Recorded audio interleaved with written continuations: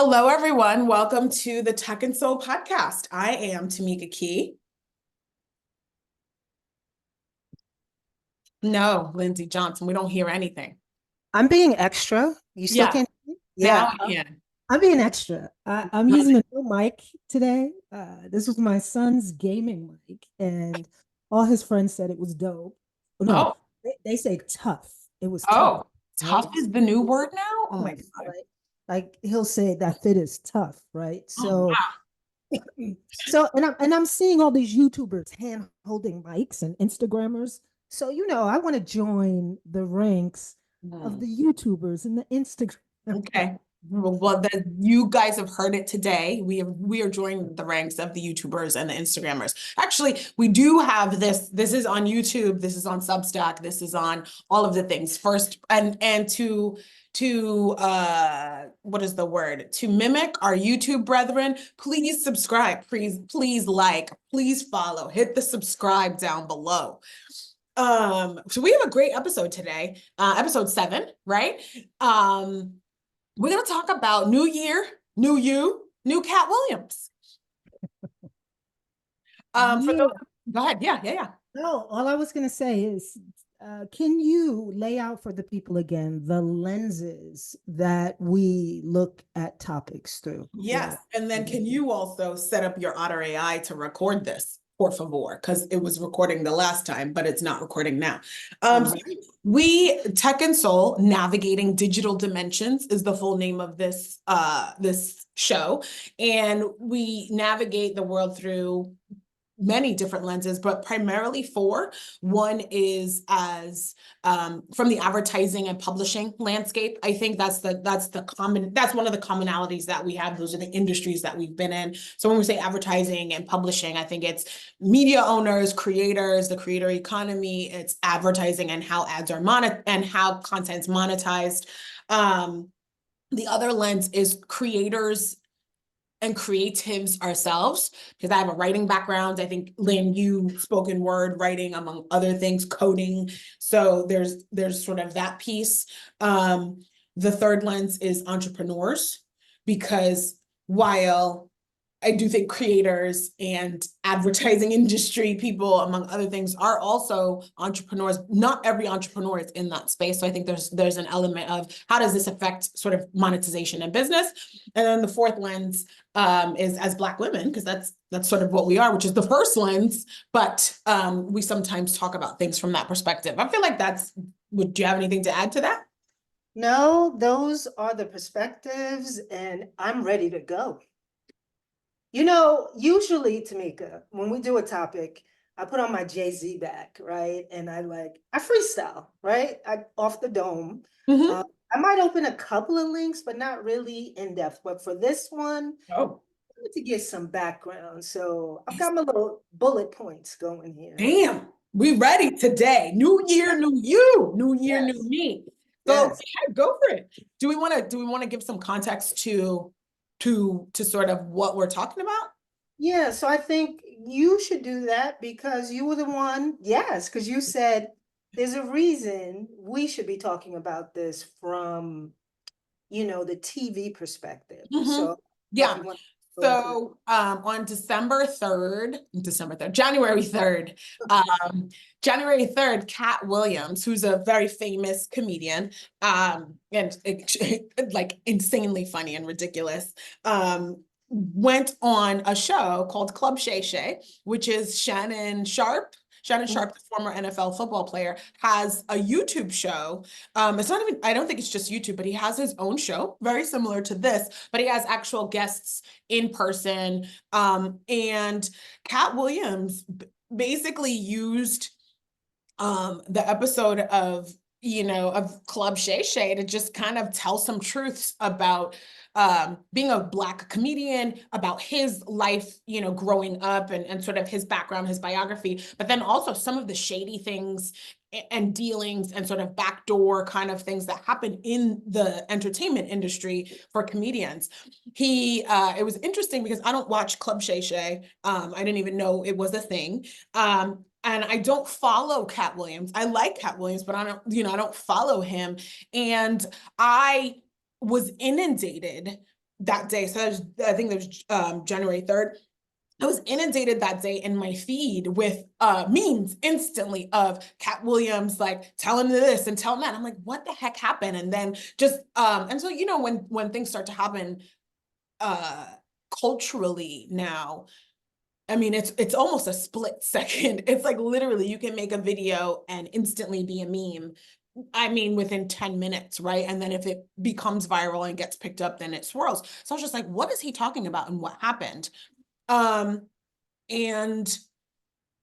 the next, I didn't watch the episode, but actually a friend of mine who's not with the shits, as the kids say, a friend of mine who's very, very kind of politically and public policy focused, had posted actually a very meaningful note on Instagram. And she'd said, I did not expect to feel so poignantly connected to Katt Williams sort of telling his truth on this show, but he said some things about sort of abuse and growing up and things in the Black community that just really resonated with her. And I was like, whoa. So I was like, I have to see what this is. That was January 3rd. January 4th, I watched it. By the time I tuned in on January 4th and I watched it on YouTube, it had 10 million views. 10 million views. And so the thing that I thought of I thought about a bunch of different lenses, obviously. The main thing I thought of is you have sort of the traditional linear TV landscape kind of rapidly eroding as we know it. And with media companies kind of struggling to quantify the idea of must-see TV is no longer a thing, right? The idea of a primetime TV show, I should actually probably look up some stats, but the idea of a primetime TV show being this moment where millions of people all come to watch this thing at once because it was well produced and mainstream, I think is over. And you have this random show hosted by a media personality, Shannon Sharpe is not no one, right? But that was able to quickly amass millions of views. Right. Yeah, that's the context. That's the context. So I want to give you a little background of what I call the rise of athlete TV. Oh, something like that, right? So I started noticing this around the time that LeBron James dropped the barbershop style interview, style talk. There's also a battle rapper, damn, his name escapes me now, who has a similar type show that's and they talk about rap on his show, and it's in the barbershop as well. So LeBron had his, and it was on one of the cable networks. Escapes me now. I should have, but it's also on YouTube, right? And so it's they've started a whole network there, right? Oh yeah. I mean, LeBron has an entire media company, let's be clear. Yes, Spring Hill Entertainment, which is his creation. But keep right. going. But this is the uninterrupted channel. Yeah. And so the barbershop show sits there, but as well, there's a couple of other shows like Iman Shumpert, who's is the basketball player. He has a show. Yeah, let's not make the faces about what's going on with he and Tiana right now. I don't even know him as a basketball player. I know him as Tiana Taylor's husband, but that's separate. Okay. Yeah, that's separate. So there's that. But then there was I Am Athlete, which there were NFLers, and some of them are now part of something called the Pivot podcast, right? And then you have the Nightcap show, which has Ocho Cinco. Oh, I love Ocho Cinco. And Shay, right? The Nightcap show also has Shay. Cam Newton, another former NFLer, he has a show where he sits down in a chair, cigar type thing. So there's Pivot podcast. There's another one called All the Smoke with Matt Barnes. So I'm saying there's like all of these former basketball players, former NFLers, some of them still playing. When back in the day, like some of the players would end up being announcers when that was the path. That was the path. you went from sports to being an announcer. Because Or that's what Howie Mandel, that's what most of the players are. That's what the old school legacy players on ESPN, right? Like they would be the announcers. right, but now they are launching their own networks or media channels, right? And they're using YouTube as the primary platform.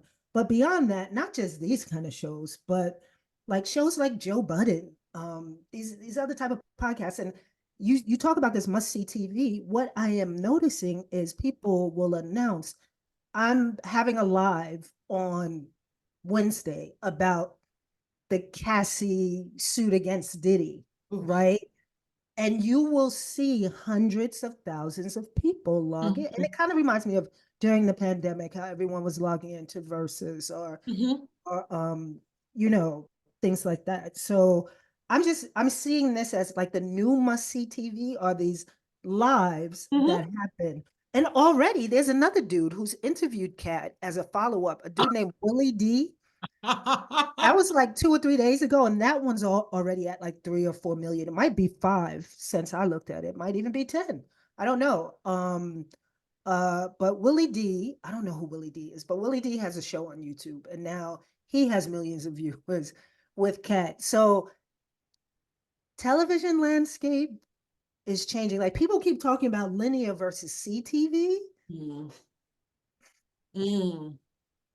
I don't know. Some stuff, even I see people like crazy thousands of people logging into, you know who Amanda Seales is. Oh, Another like actress, yeah. comedian, rapper. She's done it all, right?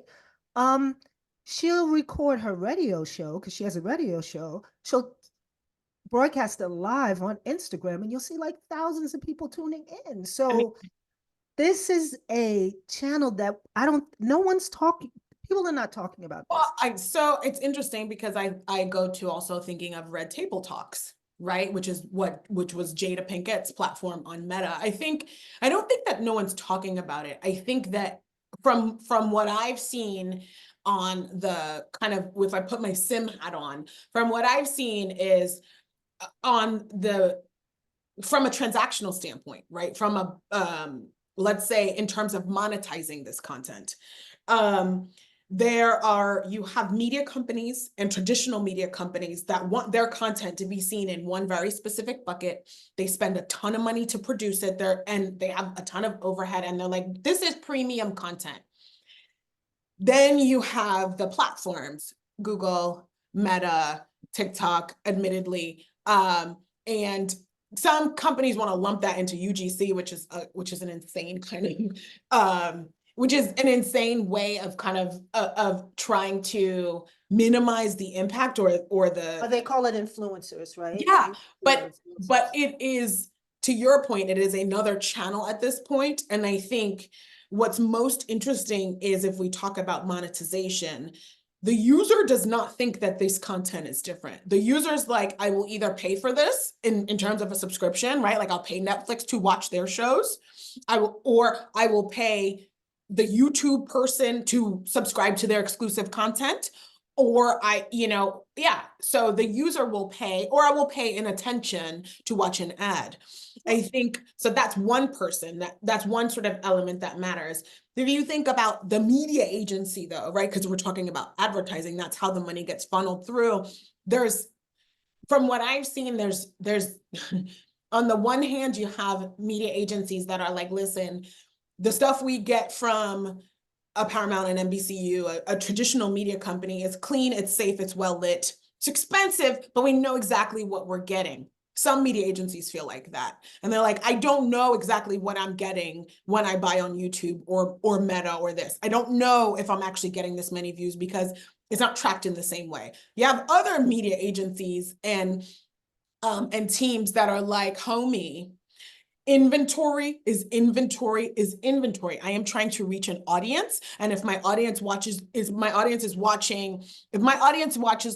James on an NBA game, that's great. If my audience is watching LeBron James on his uninterrupted channel, that's great. I actually want to buy all of that in the same way because I want to reach my audience, and I don't actually care what's premium and what's not. And you guys are creating problems with me trying to buy this. And so I think that it's not that it's not being talked about. I think that it's a little bit harder to monetize right now. And there's resistance from the kind of traditional media companies in admittedly saying we invest millions of dollars in creating content. It should not be held on the same regard as something that is cheaply produced. I'm inclined to agree with them. But when you look at something like a Club Shay Shay, which was well produced, what's the value of that? What's the value of a captive audience that is not looking away, that is not on their phone? Maybe they're on their phone sending people like, oh my God, did you see what happened with Katt Williams? Right. So, and they're creating memes, right? Yeah, I hear what you're saying, right? But to your point, some of these shows, because they are these people who have been rappers who made, good money, or athletes who made good money, they are able to have a very well produced show, yes. right? And so I can't say what's happening with Club Shay Shay or any of those, but I do know like someone like a Joe Budden will go get sponsorship deals, right? Yes. Club Shay Shay was interesting. So Club Shay Shay was actually interesting. A couple of things that I noticed when I watched was that Shannon Sharpe had his own ads integrated in the show, right? So the first thing was the show is kind of underwritten by his cognac brand, right? Everybody, the cognac, that product placement is front and center in the screen. And actually, Katt Williams kicked it off by talking about how smooth it was. I am a connoisseur. The Henny, it's not the Henny, guys. It's not the Henny. Henny is cheap. But so that's one, right? So there's product placement. The product is prominently placed. It's actually a focus of the conversation. So I think that's one, he's monetizing that way. But then he had his own ads for DraftKings or one of the sports betting apps integrated in. And then on top of that, there were the YouTube ad breaks. So what's interesting is, again, if I'm media buyer at a massive agency, and I'm trying to reach this audience, I go through my trading desk, I go through my DSP, or actually I go through YouTube and get some ads, and I buy some ads across, age and gender, whatever, targeted sports, blah, blah, blah, right? Don't kill me, YouTube, if your demographics, your targeting is probably broader than that. I mean, more narrow than that, I get it. But I access that inventory that way. What's more interesting to me is, did DraftKings or whichever sports betting, I think it's sportsbook, did Club Shay Shay's team go sort of broker that deal? And what kind of metrics are they giving sports betting, booking, or whatever? And then also, how is he tracking sales of his cognac, right? Like, is it going into, so I think it's interesting. The monetization is there, the measurement of things would be interesting from that perspective. Yeah, because I'm sure, I have not looked yet. Like some of these kind of channels we're talking about are purely YouTube, right? But then others are actually podcasts. So you can find them on Spotify or Apple or whatever, like how we are. So for the most part, right, if you're brokering the deal yourself, then that has to be baked in, right? And what I am finding out, because someone looked at my profile, there are these, just like there's these influencer agencies, there are these podcast agencies now, right? Yep. Who are, so maybe I should follow up with that person. But anyway, there are these podcast agencies now who are helping podcasters to earn revenue, right? Yeah, sorry, please continue. Go ahead. No, I saw the link that you sent, but I thought it was less about podcasters earning revenue. From what I understood with that comment, we could just say who they are. I mean, why not, right? You guys want to let's look at it, because they were checking me out, right? What was it called? From what I gathered, they are bookers, right? Yes, for executives that want to be on podcasts.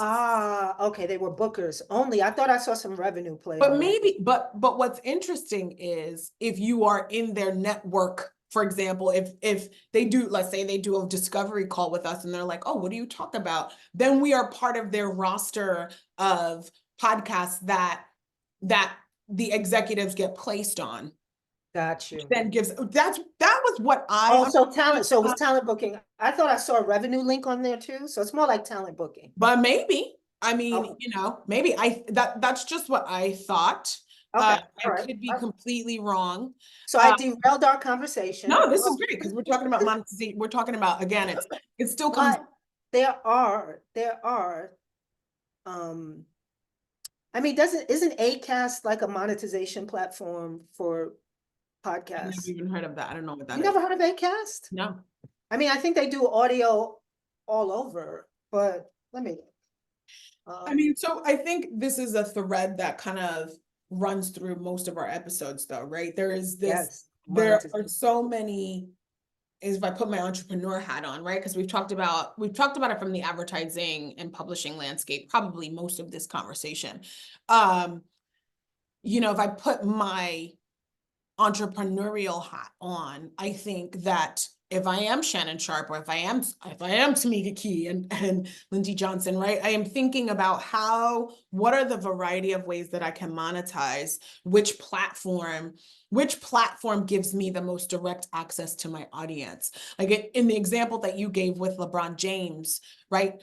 So maybe it started on YouTube, but he probably has his own website now at this point, or he has his own app. So he's able to sort of get that 360. And it was like on view of the Showtime or audience. something. It was on, yes, right? But he has that 360 view of the audience to be able to kind of, and that's a thing that I think, I mean, it's interesting because the platforms like the OEMs, so LG, Samsung, Roku, they all also now have like homepage content, and they acquire content and shows so that you could find a home on the Roku channel, so that people then, yes, you could get your content on YouTube, but actually when they turn on their big screen and they're not necessarily in the YouTube mindset, your show can show up on their homepage. And I think that's an interesting thing. I also have a friend who, they have a company called Dot Studio Pro that essentially lets people create their own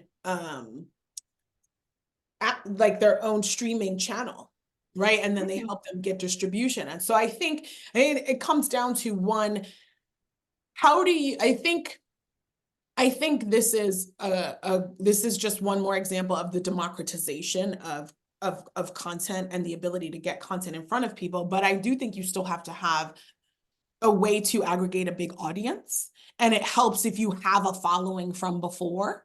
So like an Amanda Seales or any of these athletes, right? There's a reason that people are coming to pay attention to you. So that's one thing. But I guess maybe I have a question for you. I think you're looking for something, but as a creator. Yeah, I was looking for something. Go ahead.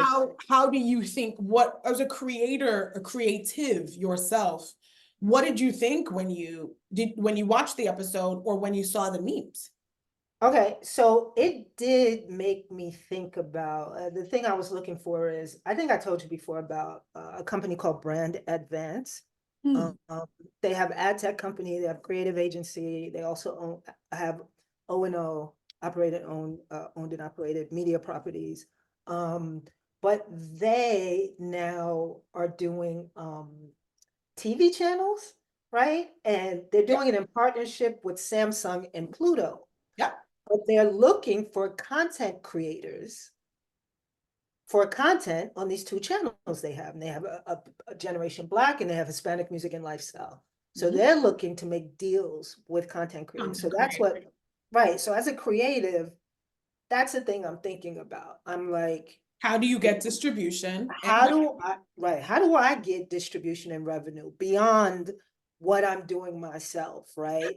Do I go talk to a company and have them sponsor a few shows and, put their name in the shows and intersperse it throughout the content, like how you said Shay Shay was doing.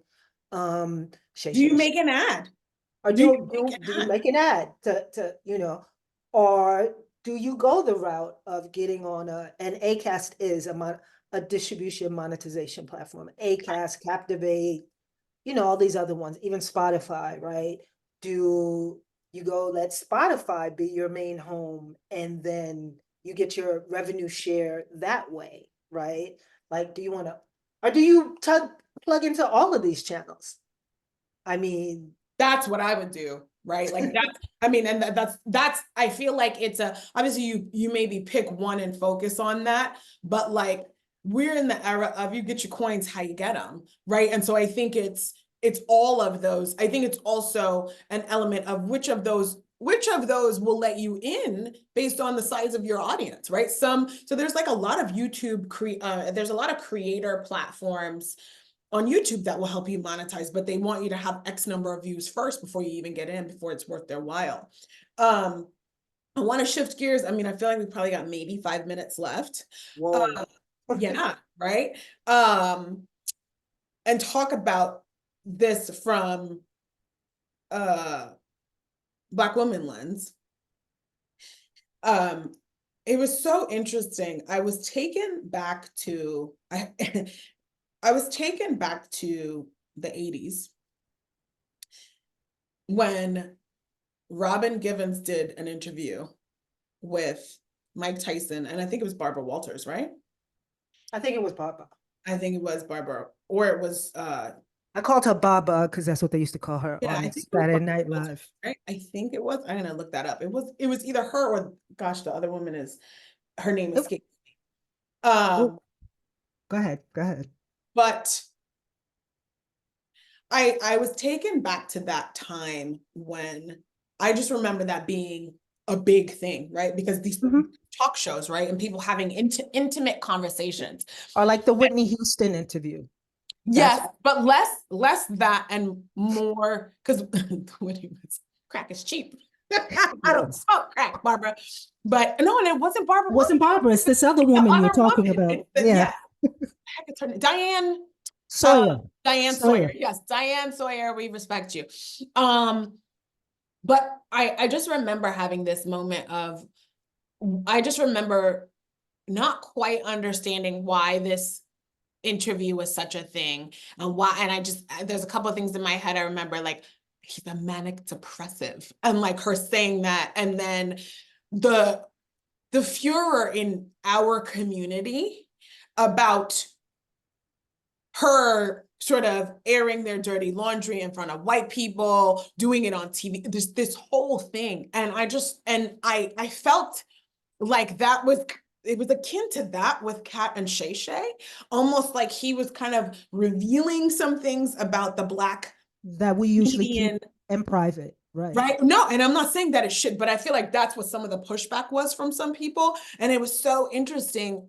And I don't know if is that a distinctly Black community thing from a perspective of, hey, we need to keep our stuff in house and not have it exposed and not have it potentially be torn down. Or, you know, I don't know what it was, but that I was very much reminded of that interview. And the intimacy that kind of Katt Williams displayed, and the vulnerability at times, that it just kind of took me back to that. And so I was like, wow, are we entering a different era in terms of Black masculinity and how it's portrayed, and the spaces that it's okay to have that those kinds of conversations. And definitely to what you said there, I think is what is happening now. The culture is changing. So as a Black woman, that's what I'm seeing. I'm seeing that the culture is changing. Men are being more vulnerable and candid in these types of interviews we're seeing. They're selecting who they're going to speak to because of this, right? Instead of, he didn't want to take it to TV, right? He's selecting because he knows which audience is tuning in. It's like, it's the same when someone chooses to go to Drink Champs, which is another one of these popular shows, right? with Maury. Right, like Kanye chose to go to Drink Champs over the press, right? Oh, but also, anyway. Right, but again, yes, I see the opportunity for Black men to talk to Black men and be more vulnerable. I don't know if you saw this conversation between Jeezy and Nia Long. No. Very vulnerable, Mm, candid. It's on his YouTube channel. mm. Very vulnerable, candid conversation about relationships between Black Because men and Black. he just got a divorce, right? I think he's Yes, divorcing his wife or something. yes. And that's been all over social media because his wife is, I think she's biracial, and like that's a whole thing. And then people, yeah, She's wow. she's Asian. She used to be on The Real. Oh, Yeah, yeah, yeah. Well, yeah. So what I'm saying is just these intimate moments I'm seeing because we're able to talk to our people now, and it's not on the big network. So we think we're talking to the mm, Black community, mm. but it's getting out there. It's still No, getting it out is, there. but it's that's interesting because then I do go back to the Robin Givens interview because that was not to the Black community, that was to all of America, right? And Right. there's this idea of don't air our dirty, don't show our dirty laundry. Um, yeah, so I think that's a perfect place to end. What do you think? Sounds good to me. It sounds great to me. We should say we will be having guests soon. Oh my God, yes, we'll be having guests pretty soon. Excited. I think our first guest, should we say who it is? It's going to be Yeah, why not? So people can tune Albert in. Albert Thompson from Walton Isaacson. Super excited. We're going to get a bunch of different guests coming over the course of the next set of episodes. We definitely think you should subscribe. Subscribe here on Substack, subscribe on YouTube, subscribe on Spotify, subscribe Apple, SoundCloud, Apple Music. Apple. We would love to, as content creators ourselves, we would love to be able to quantify our audience. Also, feel free to, Lynn, what's our email address? Is it Black techandsoulpod and Soul Pod, at gmail.com? gmail.com. Send us any questions or ideas for topics that you might want us to cover, and let us know if you want to be a guest. Right. And we're on Instagram and about to be on LinkedIn too. Oh my God, yes. Instagram. Oh, yes, we are on IG. Follow us on IG, Tech and Soul Pod as well. Talk to y'all soon. Bye.